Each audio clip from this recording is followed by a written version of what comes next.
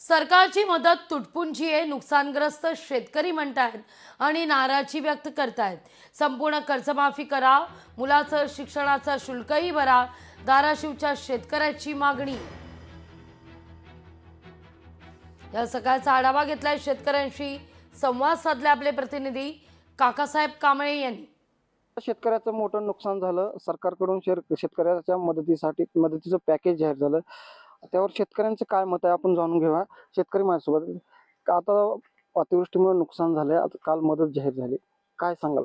आता काल आम्ही टीव्हीवर बघितलं, सरकारने एवढा मोठा आकडा सांगितला 32,000 कोटीचा।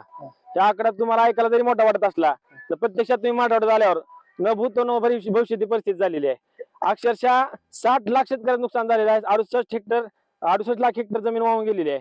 मग ह्याच्यामध्ये 32,000 कोटीचे जे तुम्ही आकडा सांगता ते किती जणांना भेटणार आहे, शेतकऱ्याच्या अकाउंटला किती येणार आहे, ह्याचा विचार करणं गरजेचं आहे। मदत ही तशी तुटपुंजीच आहे।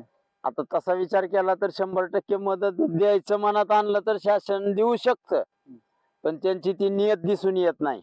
द्यायचं असलं ह्यानी सरसगट 50,000 रुपये शेतकऱ्याला हेक्टरी द्यावं, नाहीतर ह्यांच्या मदतीची सुद्धा गरज नाही। आम्ही खंबीर आहोत ह्यांना पुन्हा बघायला। किती दिवस आहेत त्यांचे? जमीन खरवून गेला तो शेतकरी फक्त 47,000 कॅश द्यायला लागले त्यांना, आणि 3 लाख नरेगातून विहिरीचा गाळ काढायची पहिल्या स्कीम आहेत नरेगातल्या।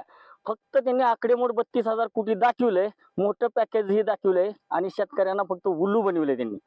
वाईट वाटतं ह्या गोष्टीचं की तुम्ही महाराष्ट्रासारख्या प्रगतशील राज्य आहे आणि तिथल्या शेतकऱ्याची तुम्ही इतकी क्रूर थट्टा केली, तुम्हाला खूप मोठा तळतळाट लागणार आहे शेतकऱ्याचा। नुकसानग्रस्त शेतकऱ्यांना मदत जाहीर झाल्यानंतर आता शेतकऱ्याच्या संमिश्र अशा प्रतिक्रिया येत आहेत। काकासाहेब कांबळे, लोकशाही मराठी, सांजा, धाराशिव।